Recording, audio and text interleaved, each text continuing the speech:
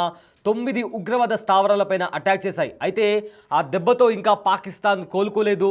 ఏవైతే ఆ ఉగ్రవాద స్థావరాలపైన దాడి చేశారో ఆ స్థావరాలన్నీ కూడా పూర్తిగా ధ్వంసం అయిపోయినటువంటి పరిస్థితి కనిపిస్తుంది. అంటే అండ్ ఆల్సో అక్కడ బ్లాస్ట్ జరిగిన తర్వాత, అటాక్ జరిగిన తర్వాత అక్కడ ఉన్న చాలామంది ఉగ్రవాదులు ఎవరైతే అక్కడ ఉన్నారో వాళ్ళలో చాలామంది కూడా చనిపోవడం జరిగింది. అండ్ చాలామందికి గాయాలు కూడా అయిన పరిస్థితి కనిపించింది. అయితే ఆఫ్టర్ అటాక్ అక్కడ పరిస్థితి ఎలా ఉంది, ఆఫ్టర్ అటాక్ ఆ స్థావరాలు ఎలా కనిపిస్తున్నాయి, దానికి సంబంధించిన విజువల్స్ ఇప్పుడు ప్రజెంట్ బయటికి వస్తున్నాయి.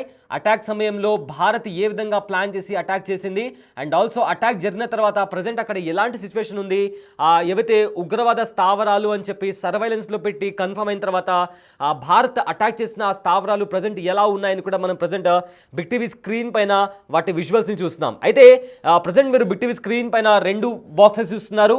ఒకటి వచ్చేసి అటాక్ జరిగే సమయం, ఇంకోటి వచ్చేసి అటాక్ జరిగిన తర్వాత ఆ స్థావరాలు ఎలా ఉన్నాయని కూడా దానికి సంబంధించిన విజువల్స్ మీరు చూస్తున్నారు. అయితే ఇదొక స్థావరం. ఇక్కడ ఒక మిజైల్తో అటాక్ జరిగిన తర్వాత పూర్తిగా ఆ స్థావరం అనేది కంప్లీట్గా డిస్ట్రాయ్ అయిపోయి మొత్తం మీద కూడా ఎంతో వాళ్ళు కట్టుకున్న స్థావరం మొత్తం ఇప్పుడు ప్రజెంట్ దాడికి గురైన తర్వాత అక్కడ ఎవ్వరు కూడా జనాలు లేరు. కంప్లీట్గా పడిపోయి, అంటే కంప్లీట్గా ఒక్కసారి ఇంకా మరింత కొలాప్స్ అయిపోయినటువంటి పరిస్థితిలో ఆ ఉగ్రవాద స్థావరం అనేది కనిపిస్తుంది. అయితే దాడికి ముందు అది ఎలా ఉండేది కూడా మనము ఇంకో బాక్స్లో కూడా చాలా క్లియర్గా చూస్తున్నాము. సో మొత్తం మీద 9 స్థావరాల పైన భారత త్రివిధ దళాలు దాడి చేసిన తర్వాత దానికి సంబంధించి ఎవరైతే అక్కడ ప్రమాదానికి అక్కడ ఆ బ్లాస్ట్లో వందలాది మందికి పైగా ఉగ్రవాదులు చనిపోయారు అన్న సమాచారం బయటకు వస్తుంది. అదేవిధంగా చాలామంది పడిన తర్వాత వారందరూ కూడా హాస్పిటల్స్లో జాయిన్ అయ్యారు. అయితే ఆపరేషన్ సింధూర్ తర్వాత పాకిస్తాన్లో దాగి ఉన్న ఉగ్రవాదులకు కోలుకోలేని ఎదురు దెబ్బ తగిలింది. అయితే దాడికి ముందు ఎలా ప్లాన్ చేశారు, దాడి తర్వాత అక్కడున్న దృశ్యాలు ఎలా ఉన్నాయి అని కూడా కంప్లీట్గా మనం బిగ్ టీవీ స్క్రీన్ పైన చూడొచ్చు. మొత్తం మీద కూడా అక్కడ ఉండే ఆ స్థావరాలన్నీ కూడా నేలమట్టం అయ్యే పరిస్థితి కనిపిస్తుంది. ఎందుకంటే మొత్తంగా వాళ్ళు బంకర్స్ కావచ్చు, దానికి సంబంధించి వాళ్ళు చాలా పకడ్బందీగా కట్టుకొని ఉంటారు. అయితే మిజైల్స్ దాడి చేసి, డ్రోన్స్ దాడి చేసి అక్కడ ఉండే స్థావరాలను ఆపరేషన్ సింధూర్ పేరుతో భారత త్రివిధ దళాలు వాటిని పూర్తిగా ధ్వంసం చేశాయి. అయితే నిన్న కూడా చాలామంది, దాదాపు 100 మందికి పైగా ఉగ్రవాదులు చనిపోయినట్టు సమాచారం అందింది. అండ్ చాలామంది కూడా అక్కడున్న హాస్పిటల్స్లో జాయిన్ అయ్యారు. అయితే అక్కడ వాళ్ళు హాస్పిటల్స్లో జాయిన్ అయిన తర్వాత వాళ్ళని కలవడానికి కీలక నేతలు, లష్కర్ తోబాకి సంబంధించిన నేతలు కావచ్చు, జైషే మహమ్మద్కి సంబంధించిన నేతలు కావచ్చు, పెద్ద మొత్తంలో వాళ్ళు వెళ్ళి అక్కడున్న గాయపడిన వారిని కూడా పరామర్శించారు. అండ్ ఆల్సో ఇక్కడ ఇంకో ఇంపార్టెంట్ ఫ్యాక్టర్ ఏంటి అంటే, మనం నిన్న బిగ్ టీవీ స్క్రీన్ పైన కూడా చూసాము, ఆర్మీ వాళ్ళు సైతం అక్కడికి వెళ్ళి వాళ్లకు పరామర్శించారు. పాకిస్తాన్ ఆర్మీ వాళ్ళు కూడా వెళ్ళి పరామర్శించారు. అండ్ ఆల్సో ఏవైతే అంత్యక్రియలు జరిగాయో అంత్యక్రియలు కూడా ఆర్మీతో పాటు అక్కడికి ఇండియాస్ మోస్ట్ వాంటెడ్ టెర్రరిస్ట్ అయిన హఫీజ్ అబ్దుల్ రౌఫ్ కూడా అక్కడ కనిపించాడు. సో ఈ నేపథ్యంలో భారత్ నుంచి ఏదైతే దాడి జరిగిందో దాడితో పాకిస్తాన్కు కోలుకోలేని ఎదురు దెబ్బ తగిలింది. మొత్తం 9 చోట్ల ఉగ్రవాద స్థావరాలు ఉన్న 9 చోట్ల దాడులు జరిగాయి. ఈ దాడుల్లో పూర్తిగా టెర్రరిస్టుల స్థావరాలు ఏవైతే 9 స్థావరాలను కనుక్కున్నారో ఆ 9 స్థావరాలను పూర్తిగా భారత త్రివిధ దళాలు పూర్తిగా ధ్వంసం చేశాయి.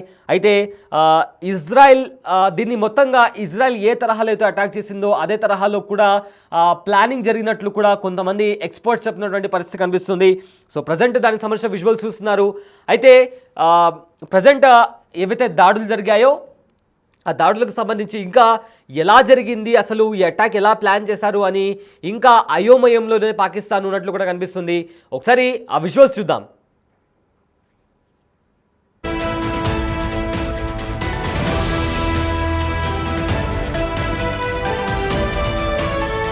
రైట్, 2 బాక్సెస్లో మనము దాడికి ముందు, దాడి తర్వాత ఎలాంటి విజువల్స్ కనిపించాయో కూడా ఇప్పుడు మెల్లమెల్లగా ఒకటి తర్వాత ఒకటి బయటకు వస్తుంది.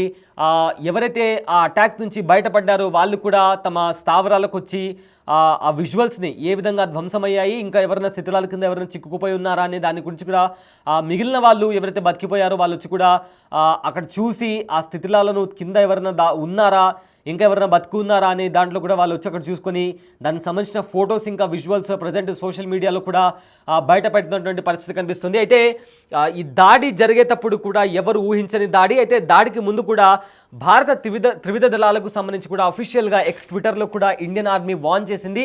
ఎక్కడ దాక్కొని ఉన్నా ఖచ్చితంగా ఆ ప్రదేశాన్ని గుర్తించి పాయింట్ని టార్గెట్ని లాక్ చేసి అటాక్ చేస్తామని కూడా ఇండియన్ ఆర్మీ వార్న్ చేసినాక ఎగ్జాక్ట్ ఒక 10 మినిట్స్ తర్వాత ఈ మెరుపు దాడులు జరిగాయి.